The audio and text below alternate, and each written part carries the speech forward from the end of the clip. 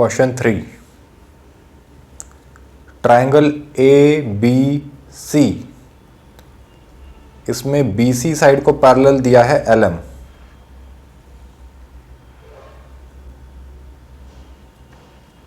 In triangle A B C, एक side B C को parallel एक लाइन है एल एम। तो ट्राइंगल के किसी एक साइड को पैरेलल लाइन दिया है, तो वो पैरेलल लाइन बचे हुए दो साइड्स को इक्वल रेशियो में डिवाइड करेगा। मतलब ये जो रेशियो है A M by M B, और ये जो रेशियो है A L by L C, ये इक्वल होगा।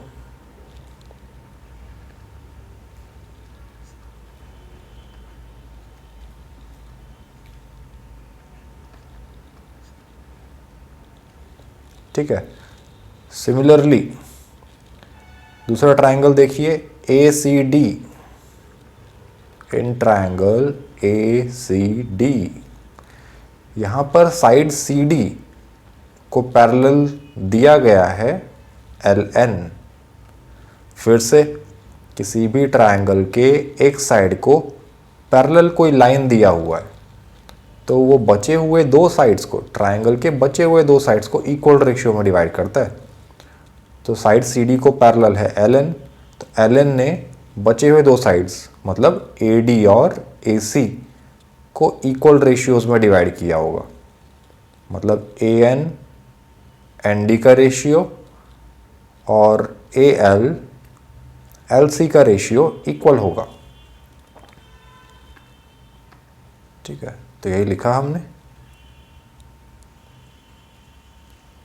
कि A N by N D should be equals to A L by L C.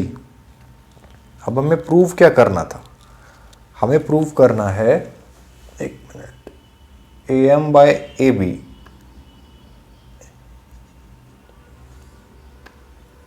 A M by A B is equal to A N by A D.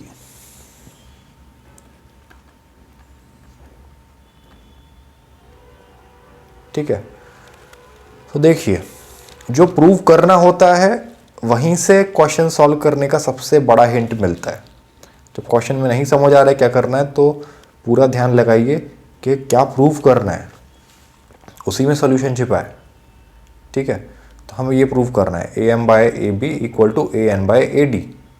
तो अभी तक हमने क्या देखा कि A M by A B जो पूछा गया है वो तो साइड ए बी के डेरिवेटिव्स हैं, साइड ए बी से आए हैं ये लेंथ ए एम और ए बी। सिमिलरली ये जो है ए एन बाय ए डी, ये ए एन ए डी, ये साइड ए डी की तरफ के दिखाई दे रहे हैं। ठीक है, तो फिर यहाँ से हमने आइडिया लगाया कि ए बी साइड और ए डी साइड में रिलेशन चाहिए।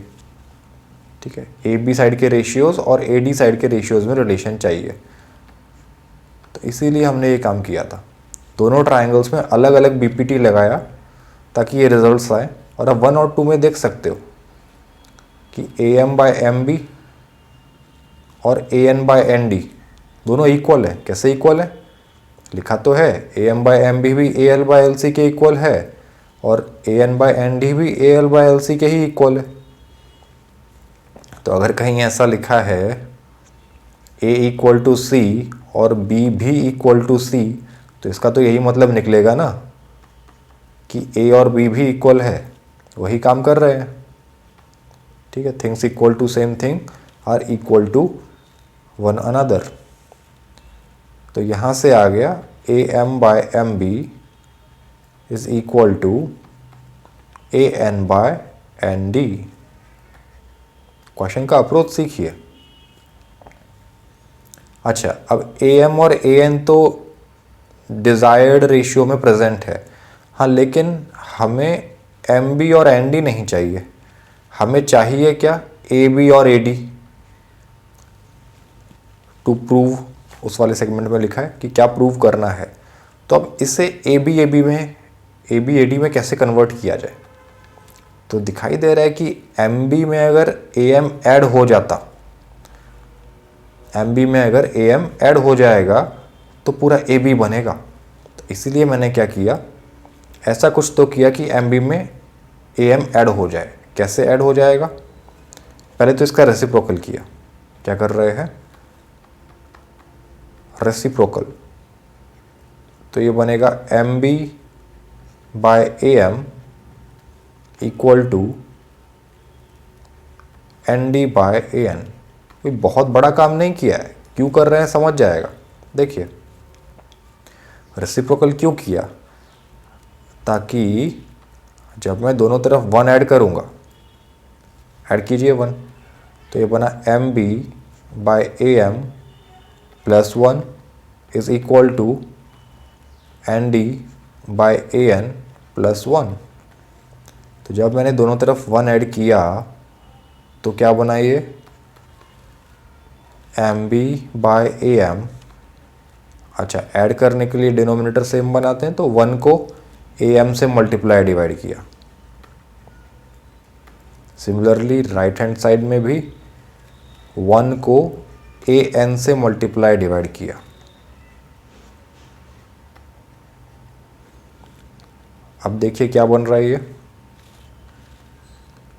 डिनोमिनेटर सेम है तो सेम वाला डिनोमिनेटर लिख दिया, ऊपर का एज इट इज ऐड कर दिया। इसीलिए तो ये सारा काम किया था, ताकि एम बी और ए एम ऐड हो। देखिए एम बी और ए एम क्या है इस ट्रायंगल में, M B plus A M दिखाई दे रहा है, ये पूरा लेंथ बन जाएगा ए बी। ठीक है, इसीलिए ये काम किया था हमने।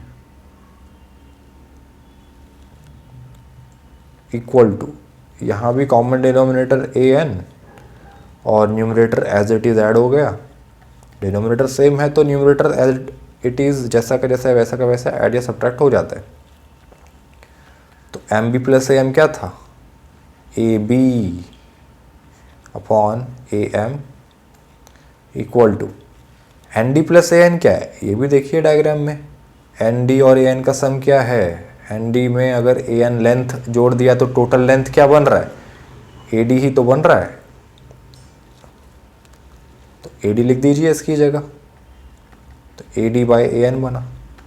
अब देखिए प्रूव क्या करना था, हमें प्रूव करना था A M by A B is equal to A N by A D. तो बस अभी जो रिजल्ट है इसका रेसिप्रोकल कर दीजिए, तो आया A M by A B is equal to A N by A D. यही प्रूव करना था, हैंस प्रूव्ड।